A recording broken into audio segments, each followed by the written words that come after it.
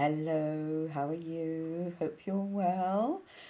Okay, we've come to chapter 3 of the Hunger Games.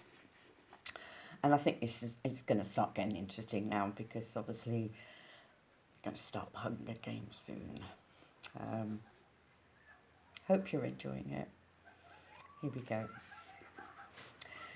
The moment the anthem ends, we are taken into custody. I don't mean we're handcuffed or anything, but a group of peacekeepers marches us through the front door of the Justice Building. Maybe tributes have tried to escape in the past. I've never seen that happen though. Once inside, I'm conducted to a room and left alone. It's the richest place I've ever been in, with thick, deep carpets and a velvet couch and chairs. And a velvet couch and chairs. I know velvet because my mother has a dress with a collar made of the stuff. When I sit on the couch, I can't help running my fingers over the fabric repeatedly. It helps to calm me as I try to prepare for the next hour. The time allotted for the tributes to say goodbye to their loved ones. I cannot afford to get upset, to leave this room with puffy eyes and a red nose. Crying is not an option. There will be more cameras at the train station. My sister and mother come first. I reach out to Prim and she climbs on my lap, her arms around my neck, head on my shoulder, just like she did when she was a toddler. My mother sits beside me and wraps her arms around us. For a few minutes we say nothing. Then I start telling them all the things they must remember to do now that I will not be there to do them for them. Prim is not to take any tessery. They can get by if they're careful on selling Prim's goat's milk and cheese and the small apothecary business my mother now runs for the people in the seam. Gail would get her the herbs she doesn't grow herself, but she must be very careful to describe them because he's not as familiar with them as I am. He'll also bring them game. He and I made a pact about this a year or so ago, and will probably not ask for compensation, but they should thank him with some kind of trade, like milk or medicine. I don't bother suggesting Prim learns to hunt. I tried to teach her a couple of times and it was disastrous. The woods terrified her, and whenever I shot something, she'd get teary and talk about how we might be able to heal it if we got it home soon enough. But she does well with her goat, so I concentrate on that. When I'm done with instructions about fuel and trading and staying in school, I turn to my mother and grip her arm hard. Listen to me. Are you listening to me? She nods, alarmed by my intensity. She must know what's coming.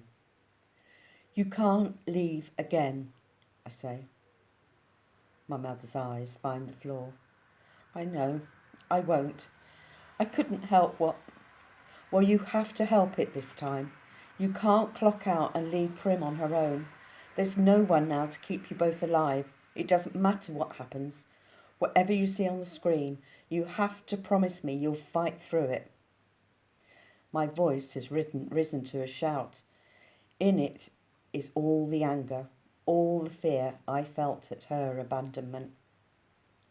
She pulls her arm from my grasp, moved to anger herself now. I was ill.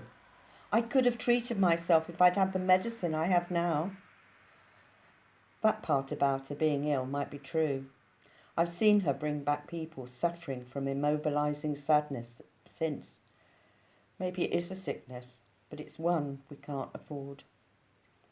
Then take it, and take care of her, I say.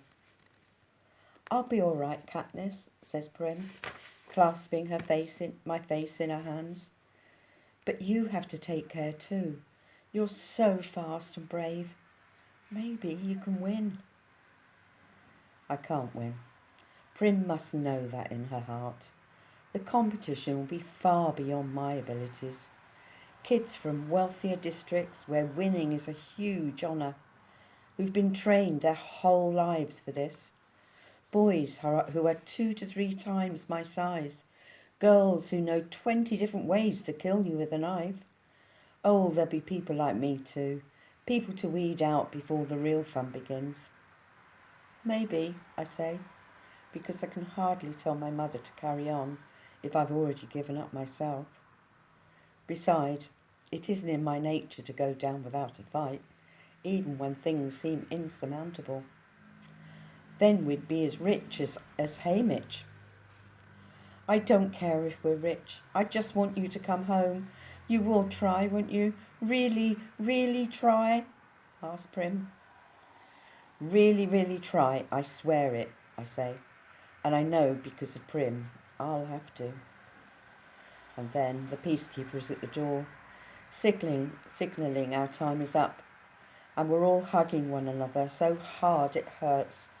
And all I'm saying is, I love you both. And they're saying it back. And then the peacekeeper orders them out and the door closes. I bury my head in one of the velvet pillows as if this can block the whole thing out.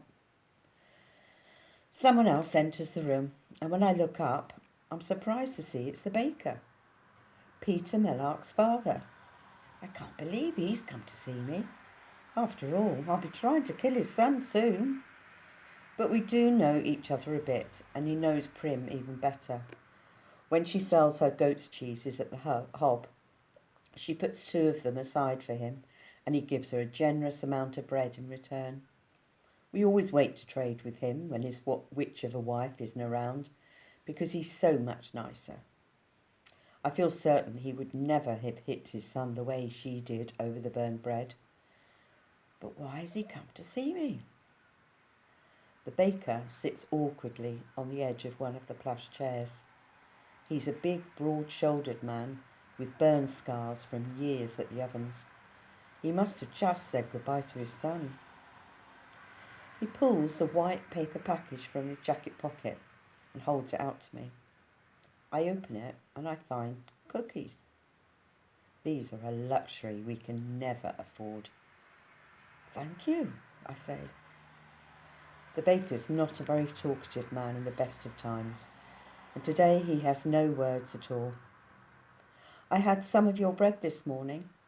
My friend Gail gave you a squirrel for it.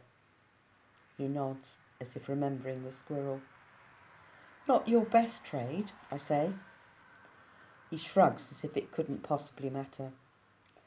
Then I can't think of anything else, so we sit in silence until a peacemaker summons him. He rises and coughs to clear his throat. I'll keep an eye on the little girl. I'll make sure she's eating. I feel some of the pressure in my chest lighten at his words. People deal with me, but they are genuinely fond of Prim.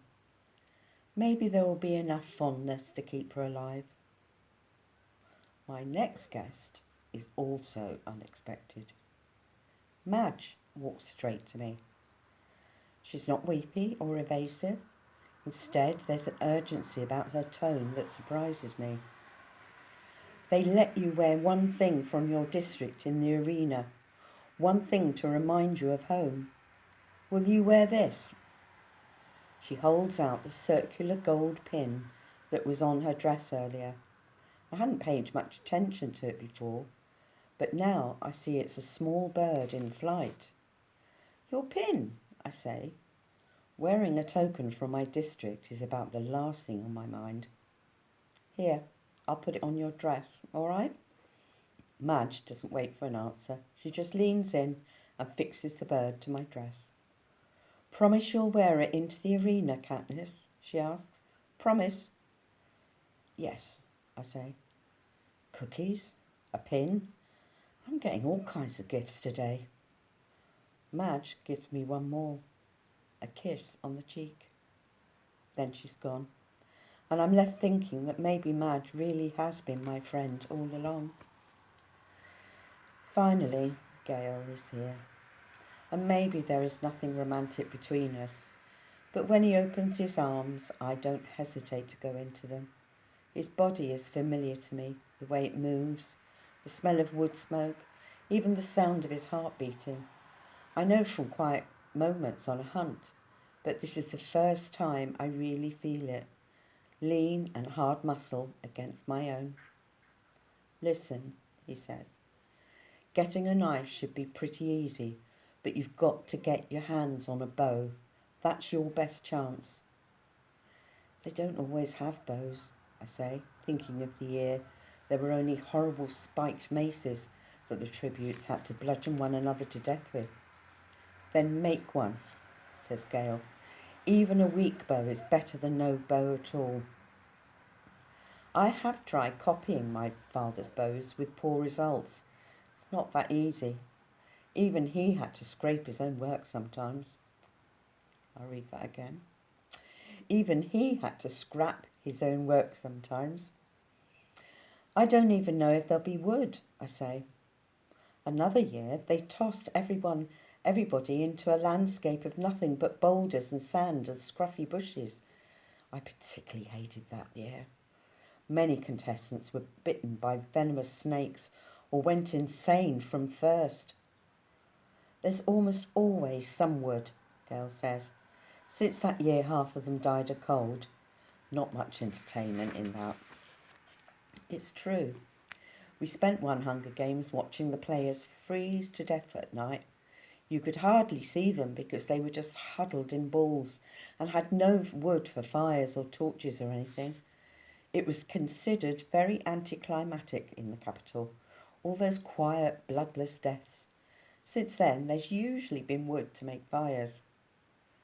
Yes, there's usually some, I say. Katniss, it's just hunting. You are the best hunter I know, says Gale. It's not just hunting, they're armed. They think, I say. So do you, and you've had more practice. Real practice, he says. You know how to kill. Not people, I say. How different can it be, really, says Gale grimly. The awful thing is that if I can forget they're people, it will be no different at all. The peacekeepers are back too soon, and Gale asks for more time, but they're taking him away, and I start to panic. Don't let them starve, I cry out, clinging to his hand. I won't, you know I won't. Katniss, remember he says, and they yank us apart and slam the door, and I'll never know what it was he wanted me to remember. It's a short ride from the Justice Building to the train station. I've never been in a car before, rarely even ridden in wagons.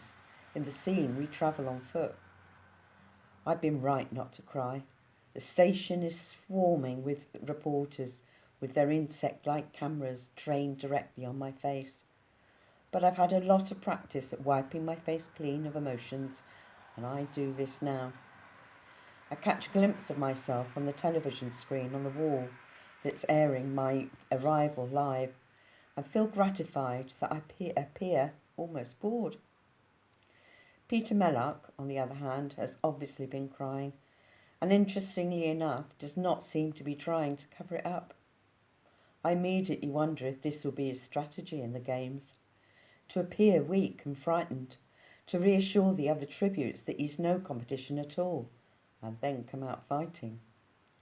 This worked very well for a girl, Joanna Mason, from District 7 a few years back. She seemed like such a snivelling, cowardly fool that no one bothered about her until there were only a handful of contestants left. Turned out that she could kill viciously. Pretty clever the way she played it. But this seems an odd strategy for Peter Mellark, because he's a baker's son. All those years of having enough to eat and hauling bread trays around have made him broad-shouldered and strong. It will take an awful lot of weeping to convince anyone to overlook him. We have to stand for a few minutes in the doorway of the train while the cameras gobbled up our images. Then we're allowed inside and the doors close mercifully behind us. The train begins to move at once. The speed initially takes my breath away. Of course, I've never been on a train, as travel between the districts is forbidden except for officially sanctioned duties. For us, that's mainly transporting coal. But this is no ordinary coal train. It's one of the high-speed capital models that average 250 miles an hour. One journey to the capital would take less than a day. Our journey to the capital will take less than a day. In school, they tell us the capital was built in a place once called the Rockies. District 12 was in a region known as Appalachia. Even hundreds of years ago, they mined coal there, which is why our miners have to dig so deep. Somehow, it all comes back to coal at school. Besides basic reading and maths, most of our instruction is coal-related, except for the weekly lecture on the history of Panem. It's mostly a lot of blather about what we owe the capital. I know there must be more than that they're telling us, an actual account of what happened during the rebellion, but I don't spend much time thinking about it. Whatever the truth is, I don't see how it will help me get food on the table. The tribute train is fancier than even the room in the Justice Building. We are each given our own chambers that have a bedroom, a dressing area, and a private bathroom with hot and cold running water. We don't have hot water at home unless we boil it. There are drawers filled with fine clothes, and every trinket tells me to do anything I want, wear anything I want. Everything is at my disposal. Just be ready for supper in an hour. I peel off my mother's blue dress and take a hot shower. I've never had a shower before. It's like being in summer rain, only warmer. I dress in a dark green shirt and trousers. At the last minute, I remember Madge's little gold pin. For the first time, I get a good look at it. It's as if someone fashioned a small golden bird and then attached a ring round it. The bird is connected to the ring only by its wingtips. I suddenly recognise it. A mockingjay. They're funny birds and something of a slap in the face to the capital. During the rebellion, the capital bred a series of genetically altered animals as weapons. The common term for them was mutations. No, mutations, or sometimes mutts for short. One was a special bird called a jabberjay that had the ability to memorise and repeat whole human conversations. They were homing birds, exclusively male, that were released into regions where the capital's enemies were known to be hiding.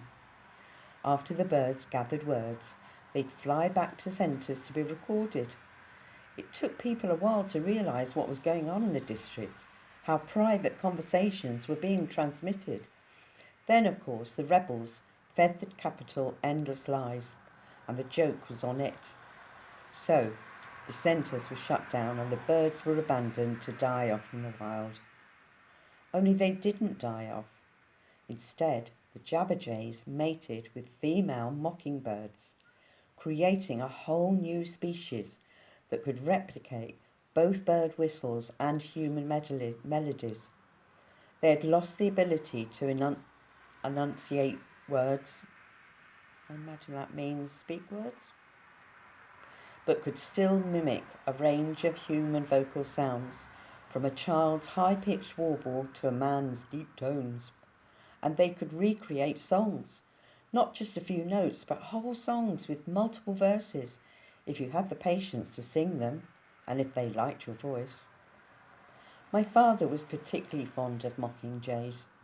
When we went hunting, he would whistle or sing complicated songs to them, and after a polite pause, they'd always sing back. Not everyone is treated with such respect, but whenever my father sang, all the birds in the area would fall silent and listen. His voice was that beautiful, high and clear, and so filled with life it made you want to laugh and cry at the same time. I could never bring myself to continue the practice after he was gone. Still, there's something comforting about the little bird. It's like having a piece of my father with me, protecting me. I fasten the pin onto my shirt, and with the dark green fabric as a background, I can almost imagine the mockingjay flying through the trees. Effie Trinket comes to collect me for supper. I follow her through the narrow rocking corridor into a dining room with polished panelled walls. There's a table where all the dishes are highly breakable. Peter Mellock sits waiting for us, the chair next to him empty. "Where's Hamish?" asked Effie Trinket brightly. Okay, I shall read that again. "Where's Hamish?" asked Effie Trinket brightly. "Last time I saw him, he said he was going to take a nap," says Peter. "Well, it's been an exhausting day," says Effie Trinket. I think she's relieved by Hamish's absence, and who can blame her? The supper comes in courses: a thick carrot soup, green salad, lamb chops, mashed potatoes, cheese and fruit, and a chocolate cake. Throughout the meal, Effie Trinket keeps reminding us to save space because there's more to come. But I'm stuffing myself because I've never had food like this. So good and so much. And because probably the best thing I can do between now and the games is put on a few pounds. "At least you two have decent manners," said Effie, as we're finishing the main course. "The pair last year ate everything with their hands like a couple of savages. It completely upset my digestion." The pair last year were two kids from the team who'd never, not one day of their lives, had enough to eat. When they did have food, table manners was surely the last thing on their minds. Peter's a baker's son. My mother taught Prim and me to eat properly, so yes, I can handle a fork and a knife. But I hate Effie Trinket's comments so much, I make a point of eating the rest of my meal with my fingers. Then I wipe my hands on the tablecloth. This makes her purse her lips tightly together. Now that the meal's over, I'm fighting to keep the food down. I can see Peter's looking a little green too. Neither of our stomachs is used to this rich food fare. But if I hold down Greasy Say's concoction of mice meat, pig entrails and tea tree bark, a winter speciality, I'm determined to hang on to this. We go to another compartment to watch the recap of the reapings across Panem. They tried to stagger them throughout the day so a person could conceivably watch the whole thing live, but only people in the capital could really do that, since none of them have to attend reapings themselves. One by one we see the other reapings, the names called, the volunteers stepping forward, or more often not. We examine the faces of the kids who will be our competition. A few stand out in my mind. A monstrous boy who lunges forward to volunteer from District 2. A fox-faced girl with sleek red hair from District 5. A boy with a crippled foot from District 10. And most hauntingly, a 12-year-old girl from District 11. She has dark brown skin and eyes, but other than that, she's very like Prim in size and demeanour. Only when she mounts the stage and they ask for volunteers, all you can hear is the wind whistling through the decrepit buildings around her. There's no one willing to take her place. Last of all, they showed District 12. Prim being called, me running forward to volunteer. You can't miss the desperation in my voice as I shove Prim behind me, as if I'm afraid no one will hear and they'll take Prim away. But of course they do hear. I see Gail pulling her off me and watch myself mount the stage. The commentators are not sure what to say about the crowd's refusal to applaud and the silent salute. One says that District 12 has always been a bit backward, but that local customs can be charming. As if on cue, Hamish falls off the stage and they groan comically. Peter's name is drawn and he quietly takes his place. We shake hands, they cut to the anthem again, and the programme ends. Effie Trinket is disgruntled about the state her wig was in. Your mentor has a lot to learn about presentation, a lot about televised behaviour. Peter unexpectedly laughs. He was drunk, says Peter. He's drunk every year. Every day, I add. I can't help smirking a little. Effie Trinket makes it sound like Hamish just has somewhat rough manners that could be corrected with a few tips from her. Yes, hisses Effie Trinket. How odd you two find it amusing. You know you're mentoring your lifeline to the world in these games. The one who advises you, lines up your sponsors, and dictates the presentations of any gifts. Hamish can well be the difference between your life and your death. Just then, Hamish staggers into the compartment. I miss supper, he says in a slurred voice. Then he vomits all over the expensive carpet and falls in the mess. So laugh away, says Effie Trinket. She hops in her pointy shoes around the pool of vomit and flees the room. That is chapter 3. And then we've got chapter 4. It is taking a long time to start the Hunger Games, isn't it? But yeah, I quite enjoyed that chapter. I do like Hamish. And I like, actually, I don't know whether you think, I can't really remember the films, but they didn't really focus on him, I don't think, in the first one. I just remember him in the second or the third, but yeah, interesting character. I hope you're enjoying it. Love you loads. Mwah.